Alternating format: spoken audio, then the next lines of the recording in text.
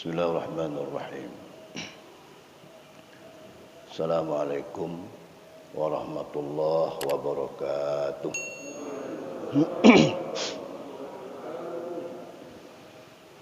Alhamdulillah. Nahmaduhu wa nasta'inuhu wa nastaghfiruhu wa nastahdihi. Wa na'udzu billahi min syururi anfusina wa min sayyiati a'malina. May yahdihillahu fala mudilla lahu wa may yudlil fala hadiya lahu. Wa man lam yaj'alillahu lahu nuran fama lahu min nur. Asyhadu an la ilaha illallah wahdahu la syarika lahu wa asyhadu anna sayyidana Muhammadan abduhu wa rasuluh. Wa salawatullah wa salamu ala hadzal nabiyil karim wa ala alihi wa sahbihi wa ahina Allahumma ala sunnatih wa amitna ala millatih wa syunna fi zumratih ma'al ladzina an'amta alaihim minan nabiyyin was-siddiqin wasyuhada'i was-salihin wa hasuna ulaika rafiqa. Ma'asyiral muslimin, bapak-bapak dan ibu-ibu yang dirahmati Allah Subhanahu wa taala, terutama sekali para orang tua kami, pemuka masyarakat, pengurus masjid, Pak Imam, muazzin, semua kita yang diberi kesempatan oleh Allah untuk duduk menjelang beberapa menit ke depan. Alhamdulillah kita bertemu kembali pada subuh ini. Kita baca hadis-hadis dalam kitab Riyadhus Shalihin ini. Nanti kita kalau ada masalah bisa kita diskusikan, karena di sini udah ada pengajian fikih ibadah, udah ada ya khusus. Ada juga pengajian bikin nikah, mungkin juga mawaris segala macam ya kan. Jadi kita arahkan ke sini.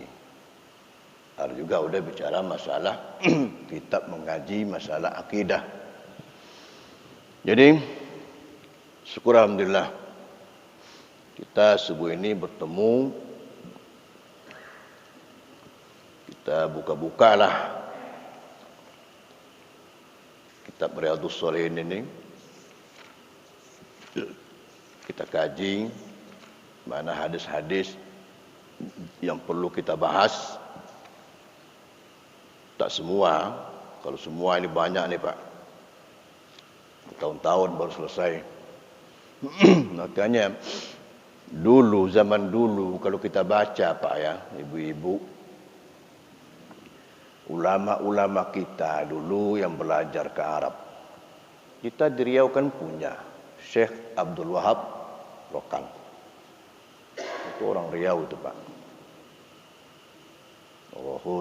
Rohil, banyak keluarganya di Rohil sana, kubuh sana. Itu kan berapa lama dia belajar di Arab sana? 30 tahun hampir ya. Nah, itu model mengaji kitab satu-satu seperti ini. Lama, begitu baru mereka pulang. Jadilah, kalau kita baca sejarah sahabat Nabi, Umar bin Khattab belajar tafsir, mempelajari surat Al-Baqarah. Al-Baqarah aja Pak, tengok sejarah Umar, hampir 20 tahun. Al-Baqarah aja. Belum masuk yang lain lagi. Masuk yang lain meninggal habis waktu. Begitu mendalami, mempelajari, mengamalkan dan meyakini. Oke. Kita sedaya mampu kita lah sesuai dengan kemampuan kita umat-umat terakhir ini. Jadi di sini bab yang pertama, babul ikhlas wa ihdharun niat. Bab tentang ikhlas dan berkaitan dengan niat. Hadis Bismillahirrahmanirrahim. An Amirul Mukminin Abi Hafs radhiyallahu anhu qala sami'tu Rasulullah sallallahu alaihi wasallam yaqul innamal a'malu binniyat wa innama likulli imri'in ma nawa faman kanat hijratuhu ila Allah wa rasulih fa kanat hijratuhu ila Allah wa rasulih wa man kanat hijratuhu lidunya yusibuha aw imra'atin yankihuha fahijratuhu ila ma hajara ilaihi muttafaqun ala sihhatih. Artinya muttafaqun alaih. Hadis ini didengar oleh Umar bin Khattab dari Nabi. Umar sendiri yang mendengar, sahabat lain tak ada. Disebut dengan istilah hadis ahad gharib. Tapi walaupun begitu, setelah Umar dengar Nabi mengucapkan, dia pahami, dia ajarkan kepada sahabat-sahabat yang lain. Itu metode sahabat. Apa yang dia dengar dari Nabi, sahabat lain belum dengar, dia kasih tahu. Nabi tadi mengucapkan ini. Saya jumpa sama Nabi tadi, dia mengatakan begini-gini. Tersebar semuanya. Akhirnya para sahabat semua tahu. Walaupun pada awalnya yang mendengar cuma Umar bin Khattab sendirian. Hadis ini besar sekali dalam Islam kedudukannya, karena berkaitan dengan niat, berkaitan dengan ikhlas. Kata Umar radhiyallahu anhu, saya dengar Nabi mengucapkan innamal a'malu binniyat. Amal apapun namanya itu sangat tergantung kepada niat.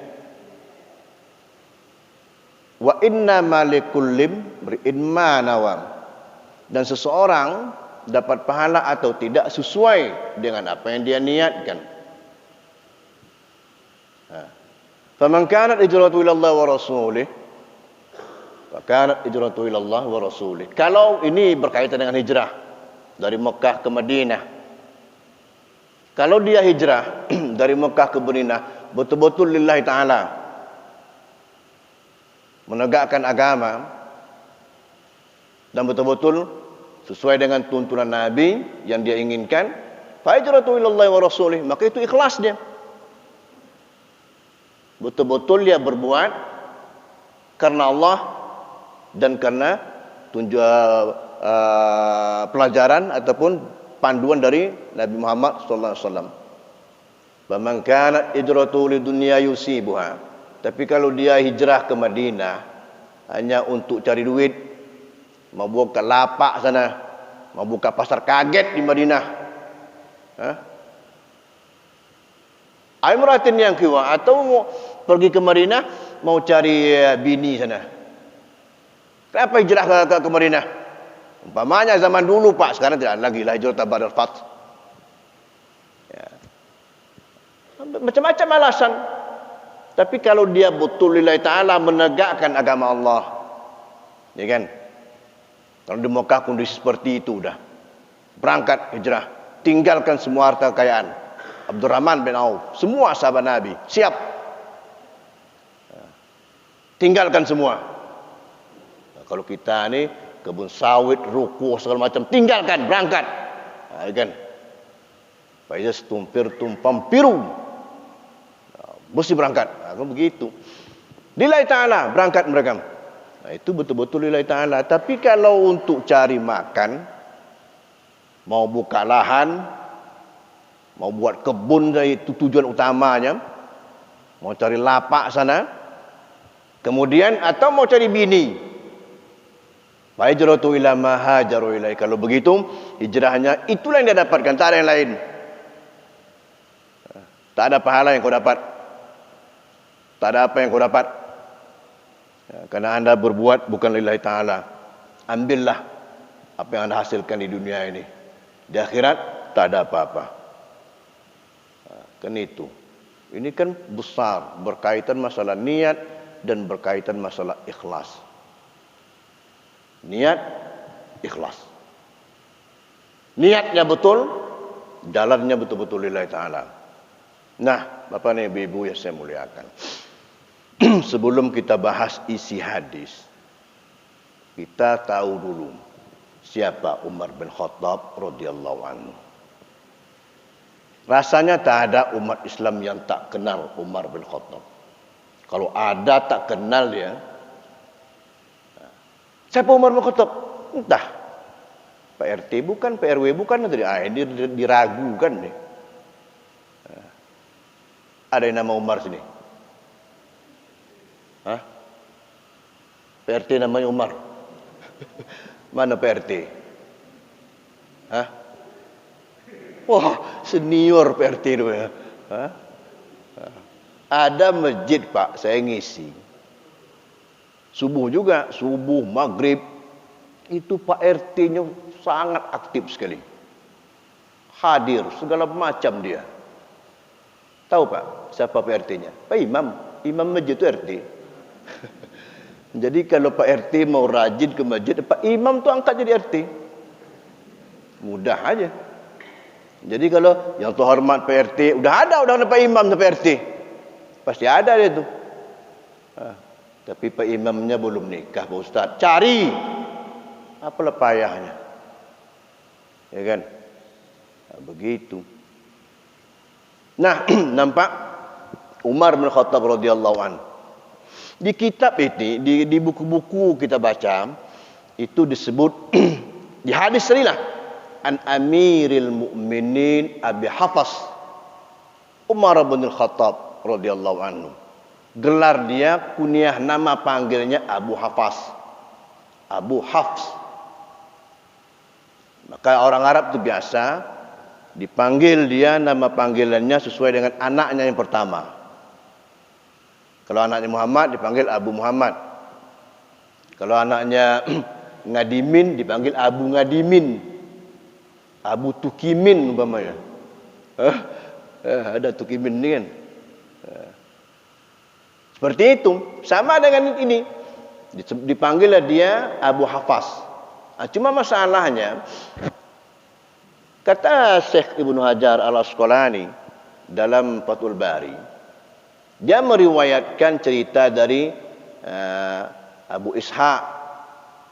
Itu sejarah. Kata dia, Nabi memang yang memberi nama Abu Ishaq, kasih gelar Abu Ishaq, kasih nama panggilan gelar Abu Ishaq, Abu Hafs. Cuma lagi kata Ishaq ini sesuai dengan anaknya yang pertama. Kata dia, saya baca buku itu begitu keterangannya. Lianna Hafsata akbaru auladihi. Karena Hafsah istri Nabi ya. Sayyidah Hafsah itu anak Umar bin Khattab, itu anak yang pertama, anak pertama Umar bin Khattab dari bininya yang pertama. Ingat. Itu ada apanya? Bini pertama. Karena orang Arab sahabat Nabi dulu kan tak ada satu bini ya Pak. Kan tak ada. Paling sikit 2, 4. Biasa genap itu 4. Kita dengar cerita aja lah, baca cerita aja. Kalau nak buat tak, sampai kiamat tak berani. Nah, jadi Hafsah, kalau seandainya Hafsah anak, kalau gelar itu dinisbahkan kepada anak yang pertama Hafsah, berarti Abu Hafsah, bukan Hafs. Hafs itu maknanya singa. Karena Umar ni orangnya kan tegas. Begitu, tegas orangnya. Jadi kalau begitu ada buku-buku lain kita baca, kata mereka memang ada dulu anak dia laki-laki bernama Hafs, tapi meninggal. Kemudian lahir pula anak perempuan dinamakanlah Hafsah agar dekat-dekat nama ke situ. Jadi bukan dari Hafsah itu. Kalau dari Hafsah dia Abu Hafsah, Abu Aisyah. Ini Abu Hafs. Nah, ini satu. Itu biasa gelar-gelar seperti itu. Dia juga dipanggil Faruq, Umar Al-Faruq. Nah, tapi yang paling ini kan termasuk orang berpengaruh, Pak. Umar bin Khattab, Abu Jahal, Abu Lahab, segala macam zaman-zaman itu. Ini kan orang berpengaruh. Orang yang punya masa, ada kekuatan. Maka tidak mengherankan riwayat yang paling kuat, Umar bin Khattab itu masuk Islam atas doa Nabi. Memang kita baca cerita Pak, sejarah kita baca. Waktu Umar bin Khattab mengamuk sama adiknya yang masuk Islam, Fatimah. Siapa bini laki Fatimah? Sa'id bin Zaid.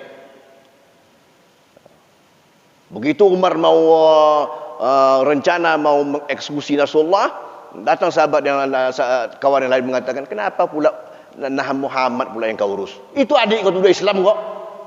Mendengar itu bangkit. Itu sejarah. Dan kita sering dengar seperti itu. Kalau kita baca sejarah, buku-buku sejarah, saya lihat itu udah ceritanya dhaif, lemah. Tapi tidak apa-apa lah. Untuk memperpanjang cerita aja kan. Biar lama ceramahnya. Kalau tidak cerita gitu, pendek ceramahnya. Jadi itu lemah. Yang kata kalau baca ke buku kitab lain, kata dia riwayat yang paling sahih, Umar itu Islam atas doa Nabi. Nabi mendoakan itu bukan hadis dhaif. Dalam Bukhari pun ada, dalam Tirmizi. Apa kata Nabi Muhammad? Mau lihat kondisi Mekah seperti itu, ini dua orang ini berpengaruh. Umar berpengaruh, Abu Lahab juga berpengaruh besar, masa juga ada. Apa kata Nabi? Allahumma a'izzal islama bi ahabbi hazaini ar-rajulaini ilaik. Ya Allah, muliakanlah Islam dengan salah satu dari dua laki-laki yang mana engkau cintai, ya Allah. Bi Abi Jahal bin Hisham, Abi Jahal bin Hisham, atau bi Umar bin Khattab, atau Umar bin Khattab. Fakana ahabbuhuma Umar radhiyallahu anhu. Itu Nabi berdoa, Pak. Ya Allah, muliakanlah Islam dengan salah satu di antara dua laki-laki yang mana yang kau sukai, ya Allah. Bisa Abu Jahal, bisa juga Umar bin Khattab. Tapi Allah lebih cinta kepada Umar bin Khattab. Allah beri hidayah kepada Umar. Masuk Islam Umar bin Khattab. Itu doa Nabi. Kita alhamdulillah Pak, tak payah doa-doa. Karena mak ayah kita alhamdulillah orang Islam. Coba kafir Quraisy dulu ayah kita dulu tak tahu. Kita akan jumpa masjid ni. Nah, terkabul doa Nabi. Masuklah Islam Umar bin Khattab radhiyallahu anhu. Bahkan Nabi begitu mulianya Umar, tegasnya orang sikap diam, begitu sempat Nabi mengucapkan arhamu ummati bi ummati Abu Bakr wasyadhum fi amrillah Umar bin Khattab. Nabi menyebutkan ada saudara umatku, kata Rasulullah, yang penyayang sifatnya, penyayang dengan umatku yang lain, itu orangnya Abu Bakar. Abu Bakar itu penyayang, lembut. Dia memerintah selama 2 tahun itu, habis beliau wafat. Tapi yang tegas, wasyadhum fi amrillah, yang tegas orangnya terhadap agama, bukan tegas yang bukan Pak. Itulah Umar bin Khattab radhiyallahu anhu. Maka sifat Umar itu memang orangnya tegas. Orangnya memang kalau masalah yang hak tak ada kompromi. Didirikan, ditegakkan bagaimanapun kondisinya. Sikap seperti itu dibutuhkan. Ada yang lembut, ada yang tegas, ada yang ilmuwan, ada yang ada yang hartawan. Itu sangat membantu umat Islam. Tengok Umar bin Khattab radhiyallahu anhu. Bahkan Nabi sempat mengatakan, "Lau kana ba'di nabi, lakana Umar bin Khattab." Kalau seandainya ada nabi lagi setelah saya yang layak jadi nabi, Umar bin Khattab radhiyallahu anhu. Hadis Imam Ahmad radhiyallahu. Layak jadi nabi. Begitu dia sempurna dalam sikapnya, keilmuannya, keimanannya. Umar bin Khattab. Itu Nabi dah nyatakan kalau seandainya ada nabi, Pak. Ini memang Nabi tidak ada lagi setelah Nabi Muhammad selesai. Ini dulu kan banyak ngaku-ngaku Nabi, tapi bukan Umar bin Khattab. Bukan Umar bin Khattab, Mirza Ghulam Ahmad lah. Di Indonesia kan banyak bayan. Ada tahun-tahun dulu kan banyak yang ngaku Nabi, utusan Allah segala macam lah. Nauzubillah. Tapi bukan Umar bin Khattab radhiyallahu anhu. Kalau seandainya ada kata Rasulullah, Umar, bukan mereka itu. Tapi tak ada. Sudah berakhir semua udah. Nah, jadi begitulah hebatnya siapa Umar bin Khattab radhiyallahu anhu. Bahkan kita tahu Nabi pernah mengucapkan sahabat-sahabat yang dijamin masuk surga. Hadis riwayat Imam Tirmizi. Abu Bakar fil jannah. Abu Bakar penghuni surga. Wa Umar fil jannah. Umar juga penghuni surga. Utsman fil jannah. Utsman juga penghuni surga. Wa Ali fil jannah. Ali juga penghuni surga. Wa Talha fil jannah. Talha juga penghuni surga. Wa Zubair fil jannah. Zubair juga penghuni surga. Wa Abdurrahman bin Auf fil jannah. Abdurrahman bin Auf juga dijamin Nabi penghuni surga. Wa Sa'ad bin Abi Waqqas fil jannah. Sa'ad bin Abi Waqqas juga penghuni surga. Dijamin Nabi. Wa Sa'id bin Zaid fil jannah. Sa'id bin Zaid juga penghuni surga. Wa Abu Jarrah juga termasuk penghuni surga. Abu Ubaidah al-Jarrah juga penghuni. Ini Nabi sudah menyebutkan seperti itu.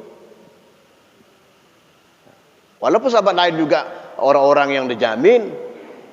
Karena prinsipnya kata Rasulullah, man mata lam yusyrik billah dakhalal jannah.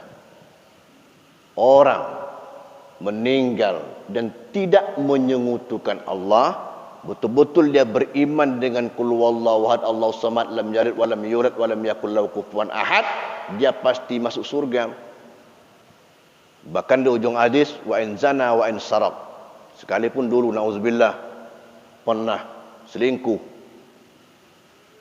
pernah juga terlibat korupsi,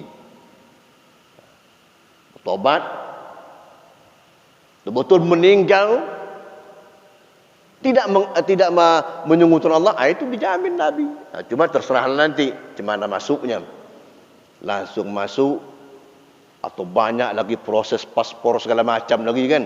Di pada masar itu maka paspor simpan Pak. Kan ditanya semua itu. Paspor amal, keberangkatan semua. Ada langsung, ada yang mampir dulu ke neraka jahanam. 3 abad, 5 abad baru masuk surga. Kawan-kawan surga heran, kok lama kali tak nampak kau tu? Kemana bro? Tak nampak selama ini? Rupanya kau tu mampir dulu di neraka jahanam. Nauzubillah. Nah, ini yang dijamin oleh Nabi Muhammad sallallahu alaihi wasallam. Nah, kalau begitu perjalanan Umar bin Khattab radhiyallahu anhu banyak menorehkan sejarah yang begitu berarti untuk Islam. Contohnya aja Quran ini. Siapa yang mengusulkan pertama untuk dikodifikasi, dibukukan? Umar Pak. Pada masa pemerintahan Abu Bakar Siddiq. Abu Bakar Siddiq ragu. Pada masa Umar yang mengusulkan. Akhirnya udah lama berunding disetujui. Pada masa Umar udah ada, kemudian diperbaiki lagi. Cetak segala macam rosamnya semua pada masa Utsman bin Affan. Siapa ide pertamanya? Umar. Kalau tidak ada dikodifikasi, siapa yang hafal Quran Pak? Tak hafal Quran lagi kita sekarang, tak sampai di Quran kita. Tengok. Itu termasuk pula masalah penggunaan kalender Hijriah Islam. Itu juga jasa Umar. Dia yang memberikan ide seperti itu. Makanya ada tahun Hijriah Masehi. Itu atas ide dari Umar bin Khattab radhiyallahu anhu. Walaupun kita kadang tak tahu ini bulan Arab bulan apa nih, tak tahu, jarang kita gunakan. Jarang digunakan. Beda dengan negara-negara Arab, memang itu dipakainya. Tak tahu pula anak-anak itu bulan Februari, Januari, Februari. Nah, nampak apa jasa Umar lagi yang bisa kita alami, kita pada hari ini kita nikmati? Tarawih, Pak. Tarawih berjamaah itu jasa Umar. Karena pada sebelum itu datang Nabi pernah melakukan beberapa malam, sahabat belakang ikut tanpa ada Nabi instruksikan karena takut nanti diwajibkan pula tarawih. Itu pada masa Abu Bakar Siddiq biasa-biasa, Pak. Tarawih perorangan, datang masjid sana mau ini mau sedang ruku, sini sedang masih berdiri, situ udah sujud. Itu tarawih beragam bentuknya. Belum ada disatukan dalam satu jamaah. Nah, pada masa Umar baru dia terpikir, tak mungkin begini. Nah, kan jalan pikirannya. Bagaimana kalau seandainya disatukan, dibuat berjamaah dengan baik? Umar panggil Ubay bin Ka'ab. Karena termasuk khuzil Qur'ana min arba'ah. Min bin Umar, Ubay bin Ka'ab, wa Mu'az bin Jabal, wa Salim maula Umar bin Khattab. Maula ibnu Umar bin Khattab. Pelajar Quran dari Ubay bin Ka'ab, Mu'az bin Jabal. Kemudian dari Ibnu Mas'ud juga masuk. Termasuk maula, hamba yang dimerdekakan oleh Ibnu Umar, Abdullah bin Umar. Nah, dipanggil Ubay bin Ka'ab. Beginilah Ubay, kata Umar, kita buatlah berjamaah. Ubay ini termasuk sahabat Nabi yang hafiz Quran, kemudian suaranya bagus dan bacaannya bagus. Nah, maka begitu, Pak. Umar tahu kok dia, ini suaranya bagus, hafalannya lengkap. Buat berjamaah. Berarti mana besok Ubay, kau dah pimpin solat berjamaah tarawih. Orang tahu siapa Ubay bin Ka'ab. Sama dengan Bilal bin Rabah, orang tahu bagaimana suara azan merdu dia. Suaranya menganturkan azan. Tahu orang, berpengaruh sekali. Maju Ubay bin Ka'ab, dia jadi imam. Tengok. Kalau kita baca sejarah, buku-buku sejarah, Pak, semua disebutkan mereka melaksanakan tarawih. Masa Umar, Pak, 20 rakaat. Tambah witir 23. Baca buku-buku sejarah.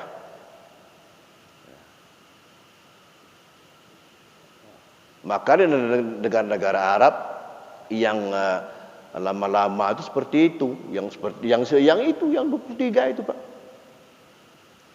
Kenapa bisa bertahan? Karena imamnya macam mana? Bacaannya, suaranya, pengalaman kita. Solat tarawih di Masjid Amr bin As. Imamnya masih sekarang dia, Pak. Muhammad Jibril, Syekh Muhammad Jibril. Imamnya. Cuman murattal Syekh Muhammad Jibril. Suaranya apa? Itu solat tarawih, Pak, baru selesai jam 1. Bukan jam 7:30 selesai. Ini 7:30 selesai udah. Kosong masjid.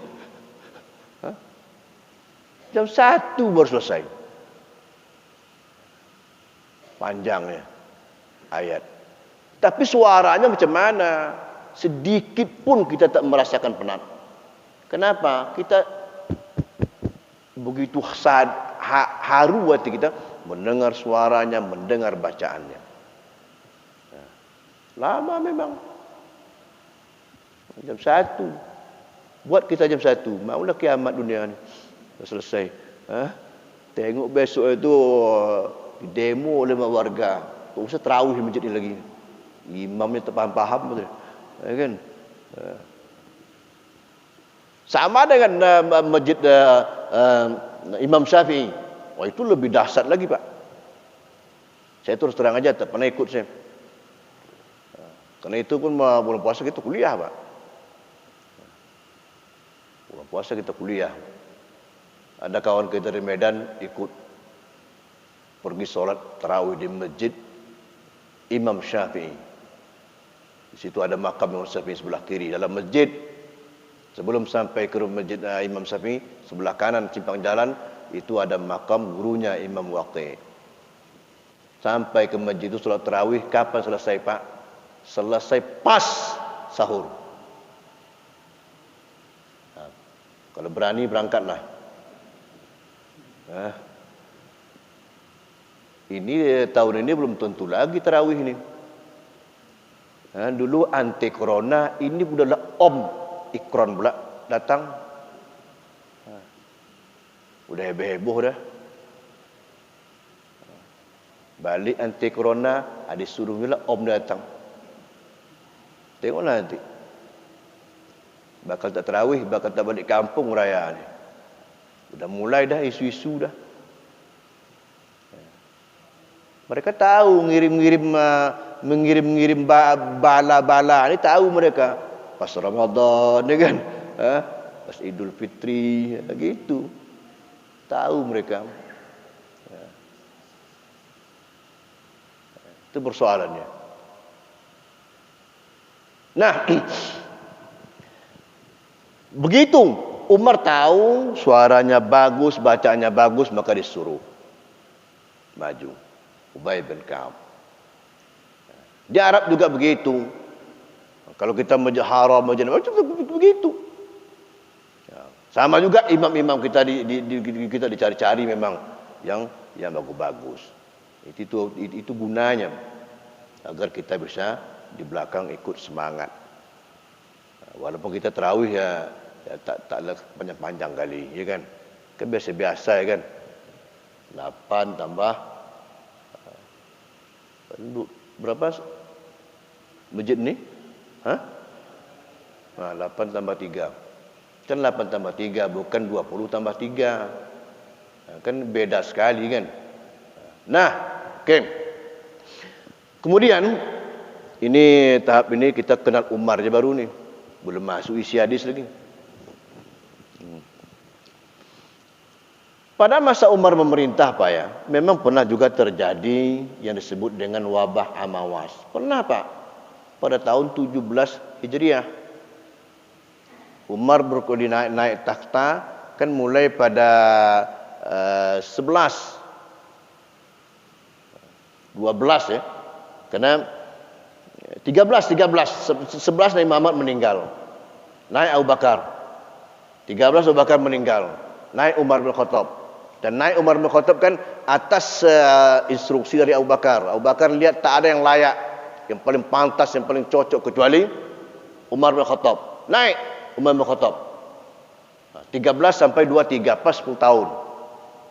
Pada masa tahun 17 Hijriah, akhir 17 Hijriah, masuk 8 Hijriah, itu pertengahan kekuasaan Umar bin Khattab. Itu wabah Amawas yang melanda negeri Syam, tapi tak sampai ke Mekah dia, tak sampai ke Madinah.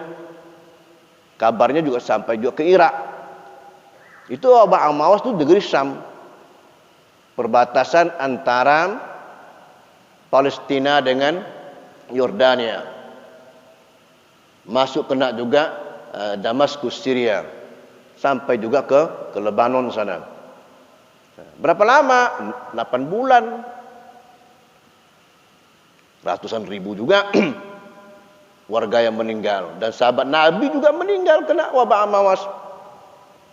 Abu Ubaidah Al-Jarrah yang dijamin masuk surga tadi meninggal kena wabah Amawas. Termasuk juga Muaz bin Jabal juga kena wabah Amawas. Sahabat-sahabat Nabi hebat. Bahkan kalau kita baca di riwayat yang lain yang mengatakan Bilal bin Rabah pun meninggal di Halab, Syria pada masa itu juga kena wabah Amawas. Di wabah ini pernah ada. Itu memang asli Pak wabahnya. Memang betul-betul. Memang ada. Kalau kita sekarang tak tahulah, wallahu alam.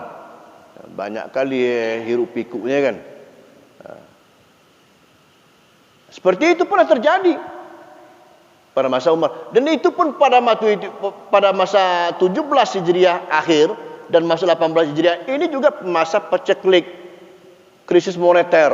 yang dialami dalam pada masa kekuasaan Umar bin Khattab.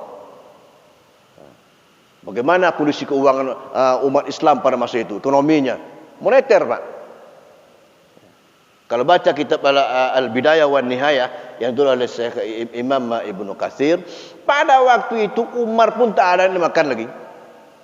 Tak ada yang mau dimakan lagi. Kenapa? Dia utamakan rakyatnya. Saya baca di Al-Bidayah wan Nihayah katanya pada 8 bulan Umar tak ada yang bisa dimakan, apa yang ada aja untuk menyelamatkan diri, mengutamakan rakyat yang mengalami krisis moneter seperti itu, kurus Bani Umar bin Khattab. Kulitnya pun kelihatan hitam. Bahkan kata dalam kitab disebutkan mau berdiri pun goyang nampaknya. Coba. Pernah mengalami seperti itu. Tapi pemimpinnya betul-betul yang diurus kepentingan rakyatnya. Itu Umar bin Khattab radhiyallahu anhu. Itu dikenal sekali bagaimana kejujuran beliau. Maka tidak heran Nabi Muhammad menyebutkan beliau termasuklah orang-orang yang dijamin masuk surga. Termasuk sahabat Nabi. Nah, Bapak dan Ibu yang saya muliakan, ini seringkas kita tahu bagaimana beliau. Pada masa beliau juga lah dikuasai, dikalahkan kekuasaan besar pada waktu itu Persia Iran. Itu pada masa Umar bin Khattab. Kan? Begitu hebatnya.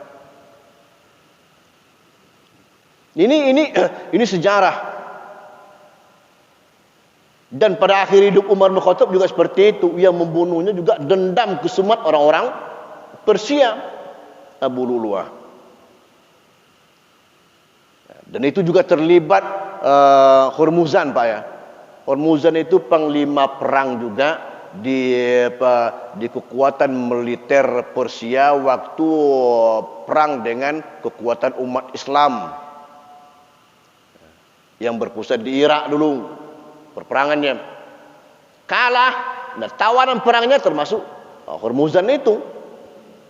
Maka kalau kita baca buku Buya Hamka, sejarah umat Islam itu ada diceritakan itu. Umat Islam waktu itu pun meragukan apa betul-betul Hormuzan Islam, betul-betul Islam, betul-betul masuk Islam, ikhlas, atau hanya ada keterpaksaan dan dendam kesumat karena dia sudah ditawan di kota Madinah. Tak mengherankan waktu terbunuhnya Umar bin Khattab yang dilakukan oleh Abu Lu'lu'ah itu sahabat Nabi yang lain melibatkan Hormuzan. Maka tak heran, Pak, Abdurrahman bin Abu Bakar langsung berangkat ke rumah Hormuzan, ditangkap rumah Hormuzan, dihantam, meninggal langsung. Saya tanggung jawab dia. Karena dia tahu Hormuzan terlibat kasus pembunuhan Umar bin Khattab radhiyallahu anhu. Itu dendam kesumat bangsa Persia, Iran dulu. Setelah meninggalnya Umar bin Khattab radhiyallahu anhu, dia kena subuh-subuh, Pak ya. Itu subuh Rabu. Subuh Rabu di akhir bulan Zulhijjah. Rabu akhir 4 hari sebelum berakhir bulan Zulhijjah. Ingat masa dulu, Pak, presiden, khalifah tak ada pengawal, Pak.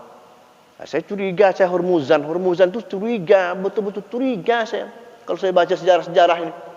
Kenapa? Karena dia pernah dibawanya sahabat lain jumpa Umar. Dia udah warga Madinah, udah Islam, tapi Islamnya Islam betul atau tidak? Wallahu alam. Pergi dia jumpa Umar bin Khattab, bawa sahabat yang lain. Dia tanya, mana Umar bin Khattab? Mana khalifah? Mana presiden nih? Mana dia?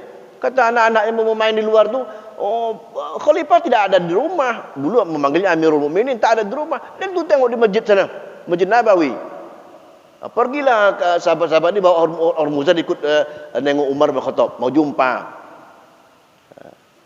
Dan dia tengok Sampai di situ, nampak Umar sedang istirahat. Umar bin Khattab radhiyallahu anhu di pinggir masjid tu, dinding masjid tu sambil guling. Kata Hurmuzan, mana pengawalnya? Terus sahabat lain mengatakan, Khalifah Islam tidak pakai pengawal. Kan di sini kan Hurmuzan tahu dia dendam tu pasti ada, Pak. Persia dikalahkan, Hurmuzan udah tahu Hurmuzan. Berarti Umar ni tak ada pengawal dia ni. Tak ada pengawal. Dan sahabat lain curiga dia ikut terlibat.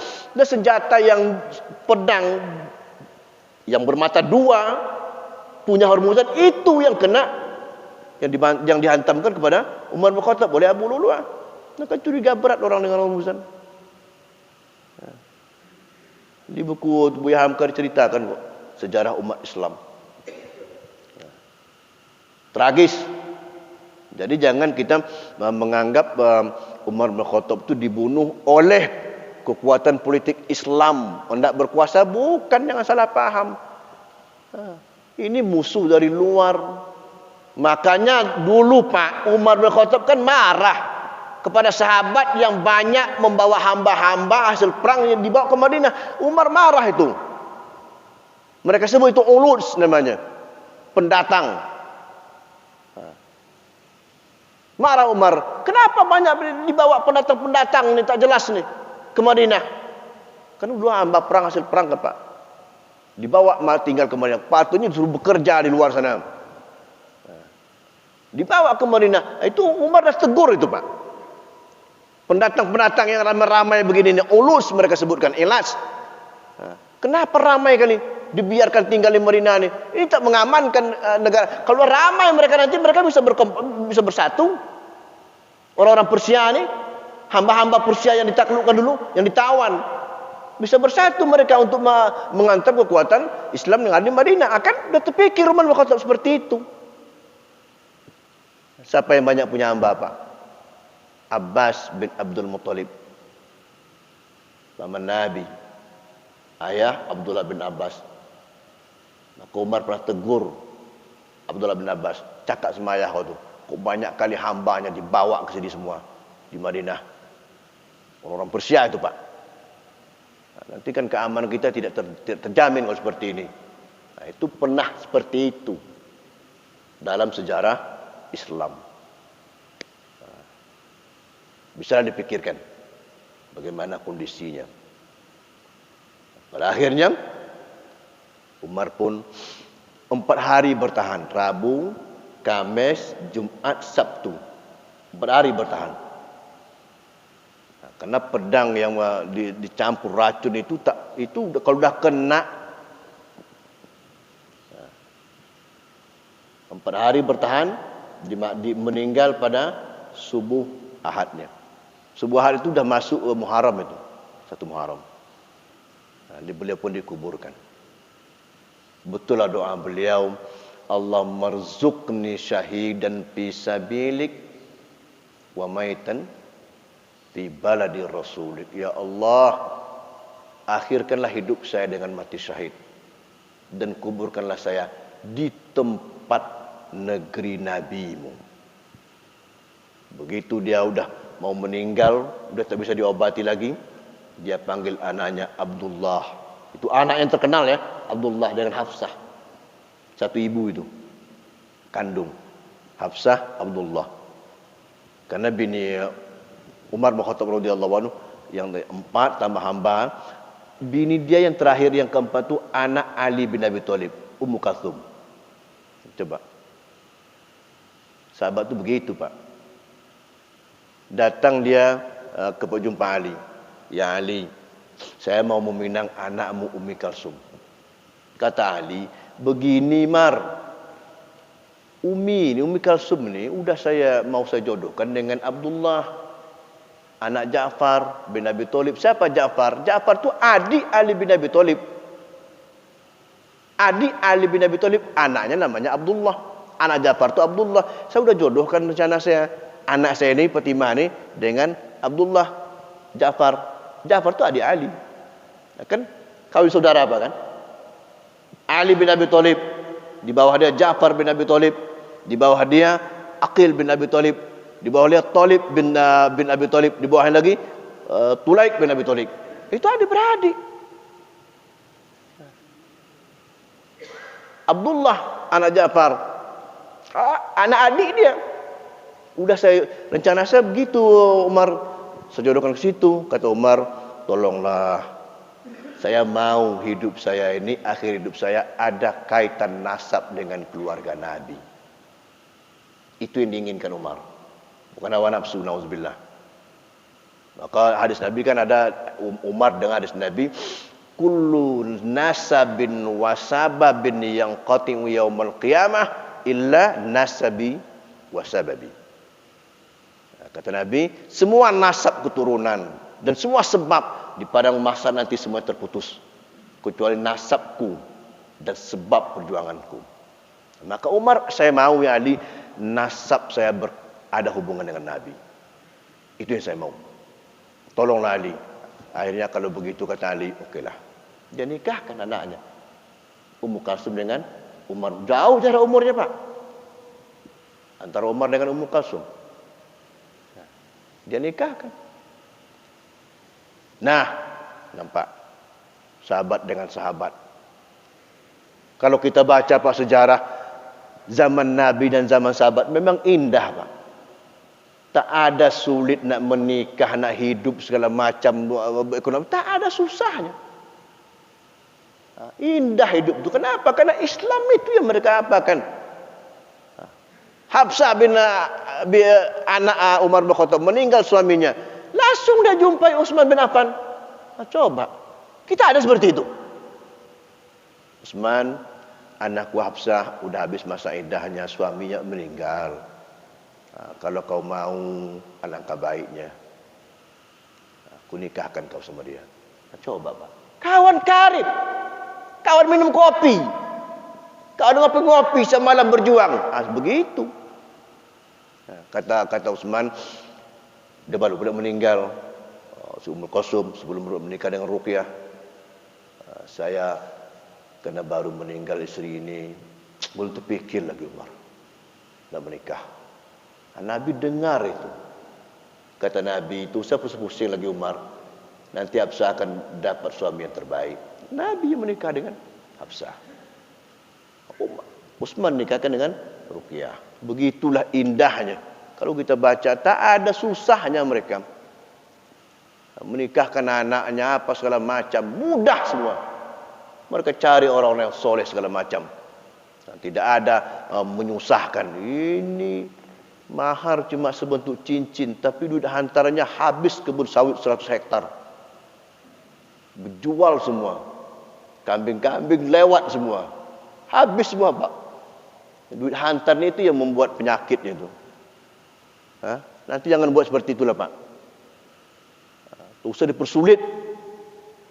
In ja'akum man tardawna dinahu wa khuluquhu fazawwijuh. Illa taf'alu takun fitnatun fil ardi fasadun arid. Datang orang yang agamanya baik, akhlaknya baik, nikahkanlah. Kalau tidak, nanti akan timbul fitnah dan masalah besar di tengah-tengah umat. Kan begitu. Kenapa? Saya tambah sedikit ya. Ini tak perlu tanya, ini sudah jelas masalah semua. Kita ikut kadang-kadang ikut meminang orang segala macam, mengurus itu. Saya bangga, Pak. Terakhir kemarin di Kampar, saya tanya, saya ke juru bicaranya, berapa duit hantaran, Pak? Di sini tidak ada duit hantaran. Mahar cukup. Nikahkan. Kan bangga awak dengarnya. Terima kasih, Pak. Mantap. Bukan saya menikah, orang lain. Di tempat lain pula, tengok tuh. Mahar sekian. Duit hantaran, kebetulan pula dokter pula anaknya. 100 juta di antaranya. Apa tak menggigil mendengarnya. Itu kalau ada kambing banyak, ialah sapi banyak, sawit banyak, ya. Ini baru pulang kuliah Mesir pula. Apa ada? Ini contoh dipermudah. Oke? Dipermudah. Pak Imam nikah dah? Hah? Udah? Pertama kan? Oke. Dah, itulah dia. Ini hanya untuk mengenal perawi hadis Umar bin Khattab. Belum masuk lagi ke cerita isi hadis. Nanti kita akan masuk nanti bagaimana isi hadisnya. Kemudian siapa perawinya, Bukhari. Untuk bahas, masya-Allah.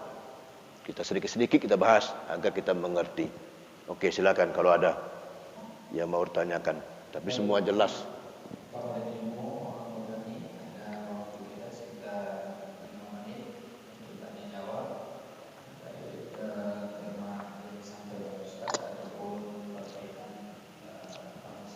Ini tema masalah ikhlas dan niat.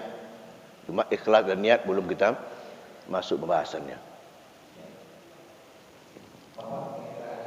Kalau ada silakan, kalau tidak ada sarapan dah siap. Sarapan. Tadi hujan lebat. Tapi dah.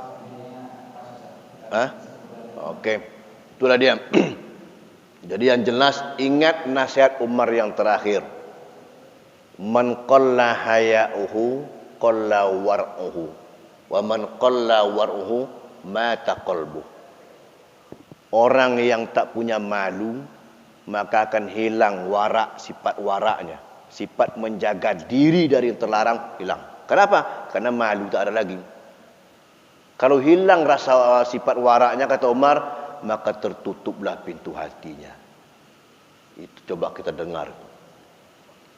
Hilang rasa malu, pasti rasa warak menjaga diri dari yang terlarang hilang. Tak ada malunya, kan? Orang udah ngomong gitu dah, tak ada malunya, kan? Kalau seperti itu, hatinya pun tertutup. Tak ada apa lagi, tak masuk nasihat lagi tu. Tak mempan nasihatnya lagi. Karena hatinya udah tertutup. Itu nasihat Umar. Maknanya apa? Pegang rasa malu. Agar warak kita bisa baik dan hati kita tetap terbuka. Hidayah dari Allah Subhanahu wa taala. Terima kasih banyak atas segala perhatiannya dan mohon maaf atas segala kekurangan penjelasan saya. Wallahul muwaffiq ila aqwamit thoriq. Assalamualaikum warahmatullahi wabarakatuh.